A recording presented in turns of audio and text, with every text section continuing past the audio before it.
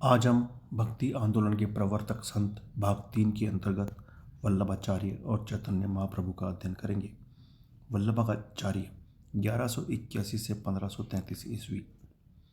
कृष्ण भक्ति की जो परंपरा भागवत से प्रारंभ हुई थी और निम्बार्क द्वारा दार्शनिक रूप में प्रस्तुत की गई थी, उसका प्रतिपादन तथा विकास 16वीं सदी के पूर्वार्ध में दो महत्वपूर्ण मनीषियों ने किया था। वे दो मनीषी थे वल्लभाचार्य और चैतन्य महाप्रभु। वल्लभाचार्य तो मध्यकालीन भारतीय आचार्यों की परंपरा में ही थे, जबकि चैतन्य महाप्रभु बंगाली होने के कारण उस परंपरा से विलग थे। परंतु कृष्ण भक्ति के प्रसार में दोनों ने ही महत्वपूर्ण भूमिका निभाई। वल्लभाचार्य का जन्म 1481 में चंपारण में एक तैलंग ब्राह्मण परिवार में हुआ था। उनके पिता तथा पितामह दोनों ही उच्च कोटि के विद्वान थे और उन्होंने बनारस को ही अपना केंद्र बना रखा था। 11 वर्ष की अवस्था में ही वल्लभाचार्य ने बनारस में श्री माधवेंद्रपुरी से समस्त शास्त्राध्ययन कर लिया। शिक्षण समाप्त करके आप भी वृंदावन की पुण्य भूमि पर ही आ बसे। यहाँ कृष्ण भक्ति की अपनी धारणा को सुदृढ़ कर उसके प्रचारार्थ तीर्थाटन को निकल पड़े। विजयनगर नरेश की सभा में उपस्थित कई प्रकांड पंडितों को परास्त कर वैष्णवाचार्य की उपाधि प्राप्त की। विजयनगर से आचार्य उज्जैन आए। यहाँ आपने भी महात्मा बुद्ध की भांति एक पीपल के वृक्ष के नीचे निवास किया। यहाँ कई आचार्यों की बैठक होती रहती थी। एक दिन श्री श्याम सुंदर स्वयं वल्लभ के समक्ष प्रकट हुए और आचार्य के पुत्र बनने की अभिलाषा व्यक्त की। 28 वर्ष की आयु में वल्लभ ने विवाह किया और श्री विट्ठल के रूप में आपके पुत्र रत्न का जन्म हुआ। कुछ विद्वानों का मत है कि यहाँ उससे चैतन्य महाप्रभु में मिले थे। आपने भी अपने जीवन का अधिकांश भाग बनारस में ही व्यक्त किया और 52 वर्ष की आयु में स्वर्गगामी हो गए। भागवत में आपका अटूट विश्वास था और कृष्ण भक्ति को इन्होंने उत्तरी व दक्षिणी भारत में तन्मयता से प्रसारित किया। वल्लभाचार्य शुद्धाद्वैतवाद के प्रतिपादक थे। हालांकि इसी प्रकार के विचार 13वीं सदी में विष्णु स्वामी द्वारा जनमानस के समक्ष प्रस्तुत कर दिए गए थे, परंतु वल्लभाचार्य ने उनको अधिक विशदता से प्रतिपादित किया। आपकी मुख्य रचनाएं हैं अणुभाष्य सिद्धांत रहस्य और भागवत टीका सुबोधिनी। उन्होंने वेदांत की अपने ढंग से व्याख्या की। उनका विचार है कि जगत सत्य है और सूक्ष्म रूप से ब्रह्म है, अर्थात ब्रह्म और जगत में कोई अंतर नहीं है। आत्मा और जड़ जगत ब्रह्म के ही स्वरूप हैं। ब्रह्म बिना किसी वस्तु अथवा शक्ति की सहायता से विश्व का निर्माण करता है। ईश्वर सगुण तथा सच्चिदानंद है। जब ब्रह्म ज्ञान और क्रिया के गुणों से विभूषित होता है तो वही कृष्ण हो जाता है। यहाँ कृष्ण सृष्टि का निर्माता है, यही कर्ता और भोक्ता दोनों हैं। विभिन्न वर्ग के प्राणियों में आनंद तत्व हटा देने से वह जड़ पदार्थ बन जाता है। इस प्रकार सच्चिदानंद अपने गुणों के आविर्भाव और तिरोभाव के द्वारा जो चाहता है वो बन जाता है। इस प्रकार जीव और जड़ मिलकर विश्व अथवा जगत कहलाता है। वास्तव में ब्रह्म ही है और इसीलिए जगत भी ब्रह्म है। वस्तुतः जगत ब्रह्म नहीं अपितु सत्य है, परंतु उसकी प्रीति भ्रामक है। उनका कहना है कि अविद्या हमारे मस्तिष्क में है, जिसके कारण ही जगत ब्रह्म से विलग जान पड़ता है। इस अविद्या से मुक्ति पाने का मार्ग ही भक्ति है। वल्लभाचार्य ने ज्ञान को मुक्ति के सहायक रूप में माना है, परंतु मुक्ति प्राप्त करने के लिए तो भक्ति को ही प्रमुख स्थान माना है। भक्ति का तात्पर्य ईश्वर की प्रेमपूर्ण उपासना और सेवा से है, परंतु ईश्वर के प्रति इस प्रकार की अनुरक्ति तभी हो सकती है जबकि अन्य सभी वस्तुओं से विरक्ति हो जाए, क्योंकि प्रेम में एक से अधिक को स्थान नहीं होता। भक्ति में प्रेम स्थायी भाव होता है। ईश्वर से एकात्मकता ही इसका चरम बिंदु है। इसे तो केवल शुद्ध हृदय से प्रेम कर ईश्वर की कृपा से ही प्राप्त किया जा सकता है। कर्म, ज्ञान और उपासना से मुक्ति की प्राप्ति तो मर्यादा मार्ग है, जिसमें मानव अपने प्रयत्न से अपने आप नष्ट करता है। वल्लभाचार्य पुष्टि मार्ग के प्रतिपादक थे। इसके अंतर्गत उनका मानना था कि बिना किसी प्रयास के केवल ईश्वर के अनुग्रह से ही मानव अपने पापों का नाश कर उसकी प्राप्ति कर लेता है। परंतु स्पष्ट है कि आचार्य वल्लभ ने मुक्ति पर इतना बल नहीं दिया जितना कि कृष्ण भक्ति पर दिया है। उनका आशय यह था कि वह वृंदावन पहुंचकर कृष्ण लीलाओं का भागीदार बने और सदैव उनकी सेवा में वहीं वास करे। स्पष्ट है कि वल्लभ अधिकाधिक कृष्ण के समीप रहकर उनकी सेवा करना चाहता था, क्योंकि प्रेमी को इससे अधिक सुख और क्या हो सकता है। उनकी आराधना के इस मार्ग को पुष्टि मार्ग इसलिए कहा गया है कि ईश्वर की कृपा जो भक्ति द्वारा प्राप्त होती है वही मुक्ति का साधन है, अर्थात ईश्वर की कृपा ही पुष्टि है।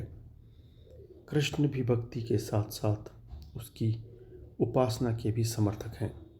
इस कार्य को पूरा किया अष्टछाप के 8 कवियों कुंभदास, सूरदास, कृष्णदास, परमानंद दास, गोविंद दास, छीतर स्वामी, नंददास और चतुर्भुज दास आदि कवियों ने। अब हम चैतन्य महाप्रभु के बारे में चर्चा करेंगे। इनका काल 1485 से 1533 ईस्वी था। वैष्णव सुधारकों की परंपरा में चैतन्य अंतिम आचार्य माने जाते हैं। इनका बाल नाम विश्वंभर था। ये बंगाल के नदिया नामक प्रसिद्ध सांस्कृतिक केंद्र में उत्पन्न हुए थे। बचपन में ही ये तर्क एवं व्याकरण के ज्ञान के लिए विख्यात हो गए थे। 1507 ईस्वी में ईश्वरपुरी ने प्रभावित होकर ही भागवत पुराण में अभिव्यंजित भक्ति को इन्होंने अपने जीवन में गंभीरता से ग्रहण किया। 1509 में इन्होंने केशव भारती से संन्यास की दीक्षा ली और कृष्ण चैतन्य नाम धारण किया। इसके उपरांत आप उड़ीसा में जगन्नाथ मंदिर पुरी चले गए। कुछ वर्षों तक आप उत्तरी भारत व दक्षिण भारत में भ्रमण करते रहे तथा कृष्ण भक्ति की धारा स्रावित करते रहे। चैतन्य ना तो व्यवस्थापक थे और न लेखक, अतः इनके संप्रदाय की व्यवस्था को नित्यानंद ने संभाला। उनकी मृत्यु के उपरांत वृंदावन दास ने चैतन्य भागवत का प्रणयन किया और 1616 ईस्वी के लगभग कृष्णदास ने चैतन्य चरिताघृत रचा।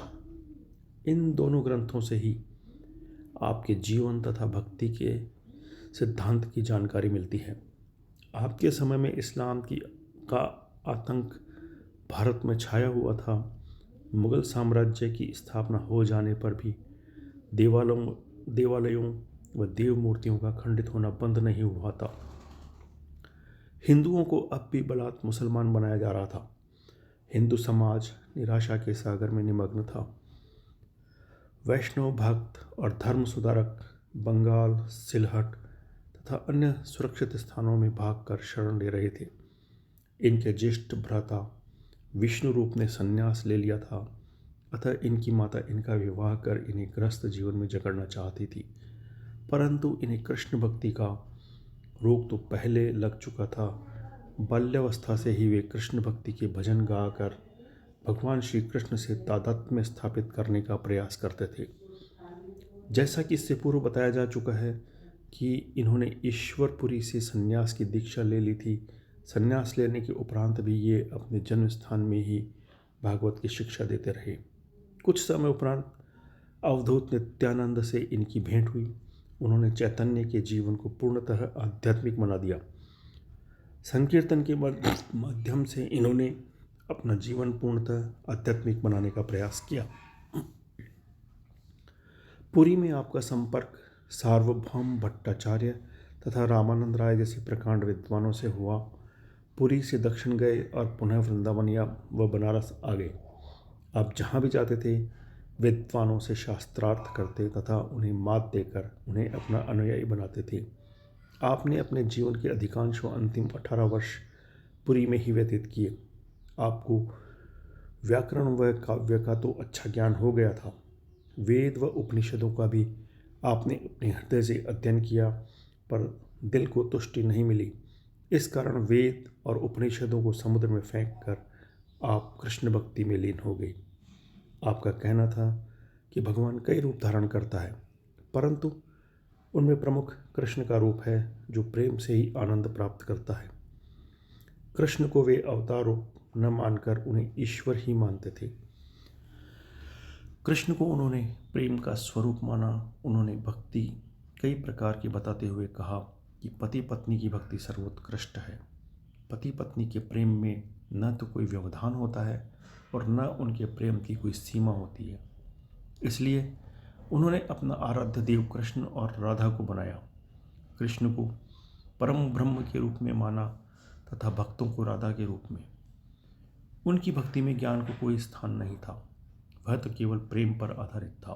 प्रेम की पराकाष्ठा ही जहाँ प्रेमी विवल हो, आत्मविभोर हो जाता है और अपना अस्तित्व भूलकर अपने आराध्य देव में लीन हो जाता है, सच्चा भक्त है। इस सच्ची भक्ति को प्राप्त करने हेतु चैतन्य ने साधन बनाया संकीर्तन तथा नृत्य को।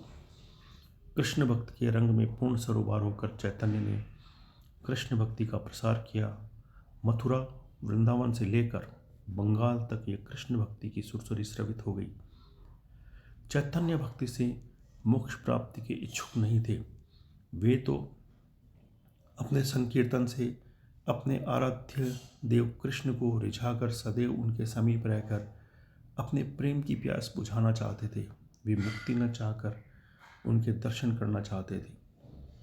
राधा की भक्ति का कतिपय लोगों ने गलत अर्थ लगाया, परंतु चैतन्य ने राधा को भाव का प्रतीक मानकर समझा था। उसे पार्थिव जगत की नारी रूप में नहीं, बल्कि यदि यह केवल उनकी भावनाओं का उद्गार मात्र था तो हमें चैतन्य की भक्ति में कोई दोष नहीं ठहराना चाहिए। चैतन्य कृष्ण और राधा के अनन्य भक्त थे। उनमें ज्ञान व दर्शन का कोई पुट नहीं था। अतः वे जन साधारण को कृष्ण भक्ति के सरोवर में निमग्न करने में सफल हुए। उनके कीर्तन में सम्मिलित होने को प्रत्येक को निमंत्रण था। धर्म की कोई दीवार नहीं थी। यही कारण था कि उत्तरी भारत में चैतन्य द्वारा प्रसारित यह भक्ति भावना प्रभावशाली एवं स्थायी सिद्ध हुई। यही कारण है कि आज भी बंगालवासी अपने मधुर एवं भावपूर्ण संकीर्तन से जनमानस के दिलों को आनंद विभोर कर देते हैं। गीता के 9वें अध्याय के 14वें श्लोक में भगवान स्वयं कृष्ण ने कीर्तन के संबंध में कहा है।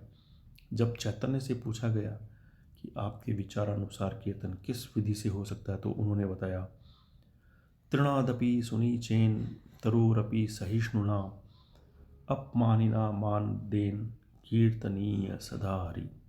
अर्थात तृण से भी अपने को छोटा मानकर, वृक्ष से भी अधिक सहिष्णु रहते हुए, स्वयं को सम्मान से दूर तथा दूसरों का सम्मान करते हुए सदा हरि का कीर्तन करना चाहिए।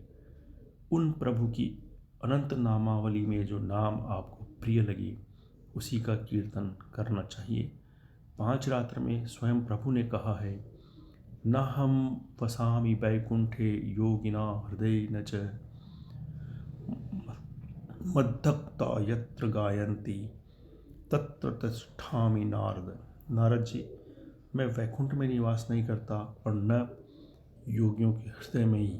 मेरे भक्त जहाँ मेरा गायन करते हैं मैं वहाँ रहता हूँ। कीर्तन में सात्विक विचारों का प्रकाश होने से उन प्रभु के आगमन का अनुभव होता है। धन्यवाद।